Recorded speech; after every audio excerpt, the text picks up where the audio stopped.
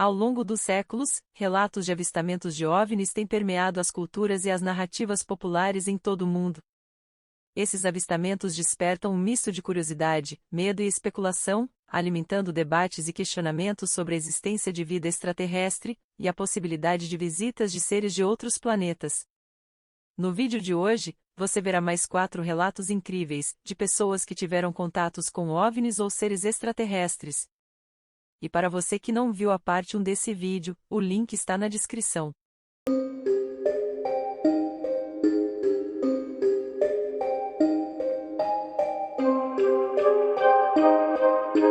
OVNI em Teherã. O incidente de OVNI em Teherã foi uma série de relatos de avistamentos de OVNIs na capital do Irã, em 19 de setembro de 1976. Durante o incidente, 2 pilotos de jatos F-4, da Força Aérea Iraniana, que foram acionados para interceptar o objeto, relataram que perderam o controle sobre os jatos e sobre as comunicações quando se aproximaram do objeto desconhecido, e que só voltaram a funcionar quando se afastaram do OVNI. Uma das aeronaves também informou uma falha temporária dos sistemas de armas, enquanto a tripulação estava se preparando para abrir fogo contra o objeto. Uma aeronave civil, que voava pelas proximidades, também sofreu pane momentânea em seu sistema. Todo o fenômeno foi registrado nos radares, e oficiais militares iranianos de alto escalão declararam publicamente acreditar que a nave era extraterrestre. Operação Prato. Operação Prato foi uma operação militar realizada pela Força Aérea Brasileira para investigar alegações de OVNIs na região do município de Colares, no Pará. Relatos diziam que a cidade, com pouco mais de 11 mil habitantes, começou a ser atacada por luzes estranhas, que sugavam o sangue das pessoas, provocando queimaduras e cortes no peito. Eram 2 orifícios paralelos, como se agulhas tivessem penetrado a pele das pessoas, descreveu a psiquiatra Velaide Cecim Carvalho, então diretora da Unidade de Saúde de Colares.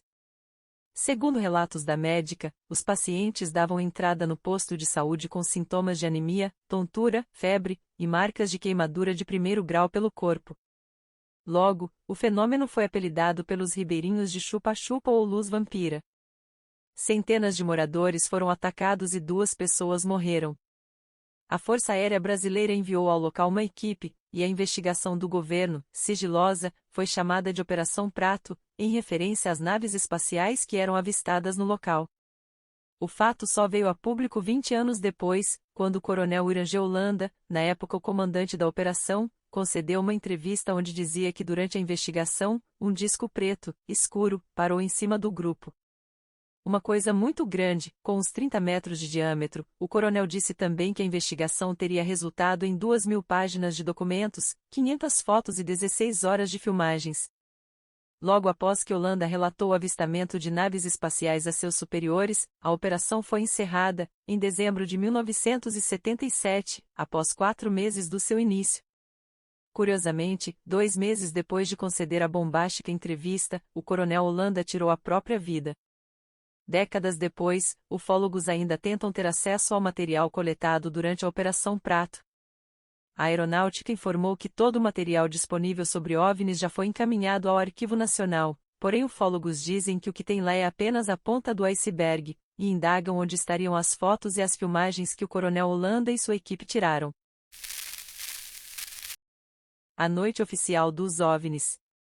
A Noite Oficial dos OVNIs refere-se à noite do dia 19 de maio de 1986, quando cerca de 20 objetos voadores não identificados, alguns deles com até 100 metros de diâmetro, foram detectados pelos radares do Centro Integrado de Defesa Aérea e Controle de Tráfego Aéreo, com sede em Brasília.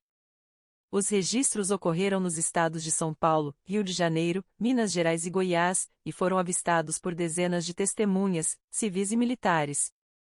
5 caças da FAB, a Força Aérea Brasileira, perseguiram os objetos, e nenhum deles conseguiu abatê-los. Segundo os pilotos, os OVNIs conseguiram, entre outras manobras, pairar estáticos no céu, voar em zigue-zague, fazer curva em ângulo reto, mudar de cor, trajetória e altitude, e atingir velocidades de até 15 vezes a do som. No dia 23 de maio de 1986, o então ministro da Aeronáutica, o tenente-brigadeiro do Ar, Otávio Júlio Moreira Lima, deu uma entrevista coletiva à imprensa, juntamente com os pilotos dos caças, confirmando os acontecimentos.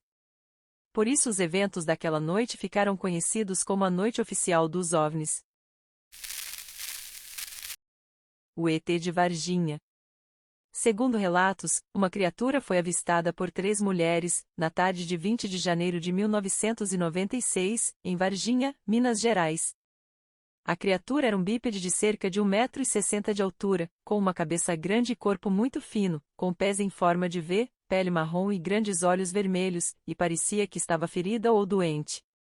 As moças fugiram e 2 delas, que eram irmãs, disseram à mãe que tinham visto o diabo. A mulher não acreditou, até que foi para a área onde elas supostamente tinham visto a criatura, onde diz que sentiu um cheiro desagradável que não soube descrever, e não encontrou nada além de uma marca no chão e um cachorro cheirando o lugar. Depois de relatar seu conto à família e amigos, rumores começaram a se espalhar por toda a cidade sobre avistamentos de OVNIs e criaturas alienígenas sendo capturadas pelas forças militares. 2 dias depois, 2 PMs teriam capturado uma criatura e levado para o hospital regional. Supostamente uma ala da instituição permaneceu isolada para recebê-la. 3 caminhões militares teriam sido enviados para retirá-la do hospital e levá-la para a escola de sargento das armas, em Três Corações.